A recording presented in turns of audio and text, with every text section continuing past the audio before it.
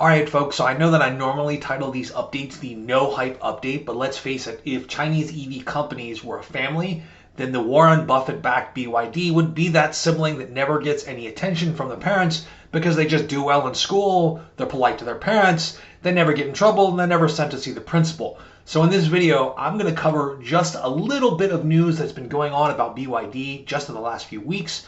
And if you don't know anything about this company, I think that by the end of the video, you're going to be very surprised about the breadth of their capabilities. And let me tell you, I'm not even going to cover half of what they do. If this is your first time on the channel, my name is Jason. I'm a certified financial planner and I'm a giant nerd with a wide array of interests. I like to study a lot of different things and I like to share that knowledge with you, my viewers. I would appreciate it if you hit that like button and give me an early thumbs up for this video. And if you like this kind of content, please don't forget to subscribe.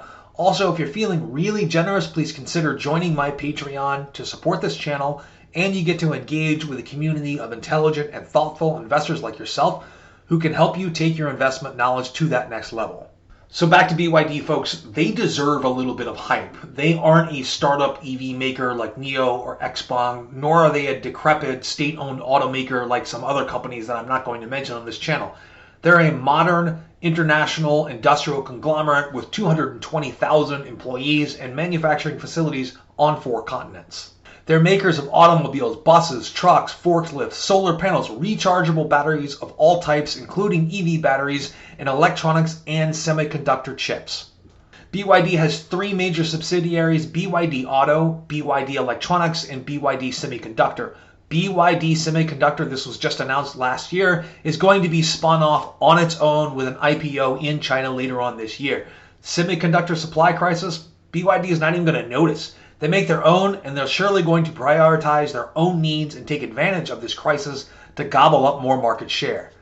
BYD offers a full lineup of electric vehicles, and you probably never even heard of them because for some reason the financial media doesn't seem to care very much about BYD. Their electric vehicles at this point can be ordered in either hybrid or pure battery electric versions, and this lineup is anchored by the luxury Han EV sedan. But they actually have 6 light passenger electric vehicles that they offer to the public, as well as electric buses and trucks for commercial purposes. Their electric vehicles are actually selling quite well, and they have a strong order backlog. In fact, February sales, which were pretty weak for the likes of NIO, Xpeng, and Li, blamed on the Chinese New Year celebrations, these sales are actually pretty strong for BYD. BYD sold over 10,000 plug-in vehicles in the typically slow month of February. 7,835 of those were pure battery electric vehicles. They outsold NIO, they outsold Xpeng, and they outsold Li. Everyone, in fact, except Tesla. Despite being the sibling that never gets any praise from the parents, they're actually one of the strongest performers in the Chinese electric vehicle market, and they already have a substantial presence in overseas markets, including the United States. BYD sells its electric vehicles worldwide in the UK, Germany, and Romania, but recently they've made some moves here in the US as well, winning contract approval in New Mexico, meaning that municipalities are able to consider USA-made BYD buses as an option for public transport. BYD recently delivered on a second batch of electric buses to a Louisiana transit agency. This is in addition to buses already in operation in several cities on the West Coast. It's unclear to me to what extent they've penetrated the waste disposal market, but I did find several articles that were detailing the use of electric refuse trucks, including this one about J&M Sanitation in Idaho. Interestingly, I've never heard of this AmRep company, and I didn't even know that there was another EV company operating in that refuse space. So BYD already sells passenger vehicles internationally and has a developed sales network in several countries, but they recently announced expansion plans for several other countries for electric vehicles, including Norway, which is seeing higher EV adoption than any other country in the world at this point, and they're going to add Australia, which they plan to sell vehicles there by the end of 2022. That's all great news for BYD Auto, folks, but really, that's not even the half of it. If we dig a little bit deeper into the mountain of news that's available out there, we see that BYD is making some tremendous moves on the back end of the EV revolution, and they're positioned well to continually grow profits in the future. This is just an exceptionally well-run company with a master strategy. I did an earlier video about BYD where I talked about the importance of the blade battery technology that was made by this company. And to be honest, it really didn't have the impact that I thought it would. This is really going to be a big deal, folks. This is a picks and shovels type of investment in the EV world. The blade battery is a lithium ferrophosphate battery, or sometimes called a lithium iron phosphate battery. It's fast charging, has an extremely long cycle life of between 4,000 and 5,000 cycles before it drops below 70% capacity. But most importantly, it's cheap. It doesn't come with any of the supply constrained cobalt, manganese, or nickel, and comes with none of the political baggage that those batteries that use that type of cathode chemistry come with. It's one of the safest lithium ion batteries on the market right now, and it's much less likely to end up catching on fire if the battery housing is pierced. This battery chemistry, at least on paper, is about 14% less dense than some of the most technologically advanced batteries that are out there today. So, like a lot of things, it's a bit of a compromise to a degree. But it's a compromise that some of the largest electric vehicle makers are willing to make, and they're making it at this point. The China made for export Tesla Model 3 comes with a lithium ferrophosphate battery, and that's being exported to Europe right now.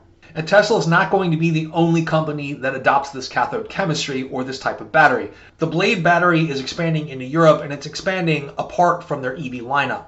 BYD is building an EV battery manufacturing plant in Europe, and they have already hired the engineers. Europe isn't going to be the only place where the blade battery makes waves. In shocking news last week, Hyundai announced that electric vehicles that they make in China are likely to come with the blade battery, so that Hyundai vehicles qualify for Chinese EV subsidies. Battery production worldwide right now is constrained because the capacity needed to satisfy current and future demand just hasn't been built yet. And at last count, there were 164 battery production factories under construction around the world today, with most of those actually being built in China. But all EV makers are scrambling to find battery cells right now they need to satisfy growing EV demand. Hyundai has its own EV skateboard platforms and its own battery technology that's supplied by CATL and SK Innovation. The blade battery is on several levels, though, already a better choice in terms of energy density, space requirements, and safety than batteries provided by both of those companies. It's my firm opinion that as time goes on, you're going to find that while everyone else is talking about solid state batteries that in reality are probably 7 or 8 years away from volume production, the lithium ferrophosphate battery is probably going to very sneakily become one of the most dominant cathode chemistries available for the EV, and the blade battery is going to become one of the most widely used batteries. The last thing I want to cover about BYD before wrapping up the video is this, and I don't know how important it's going to be. Ultimately, only time is going to tell. But BYD has a partnership with Chinese ride-hailing service DiDi. They make a purpose-built electric vehicle designed for ride-hailing. It comes with a sliding door on the right-hand side to make it easy to open the door on crowded city streets without endangering pedestrians or cyclists, and has a lot more legroom than conventional cars in the back seats. It also comes, with pre-built-in smart systems on board that connect both the driver and the passenger to the DiDi technology platform. They have a driver assist program that has assisted driving, collision warnings, AI voice, and video monitoring. The factory, though, that makes this purpose-built ride-hailing vehicle is absolutely cranking these cars out right now at a rate of about 400 of them per day.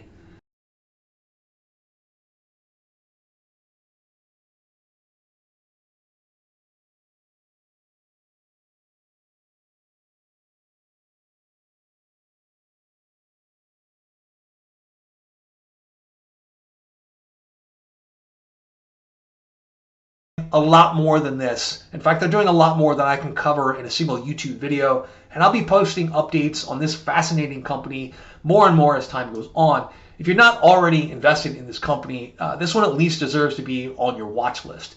There's going to be a reckoning one day in the EV market, and many of our favorite companies are going to crash and burn, or at the very least fail to live up to the expectations that justify their sky-high valuations.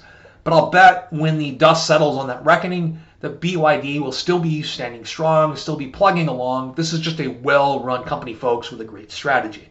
As always, folks, these are just my thoughts. This is not instruction to buy, sell, or hold any security. Let me know what you think in the comments below. You can tell me how wrong you think I am. I look forward to seeing you next time.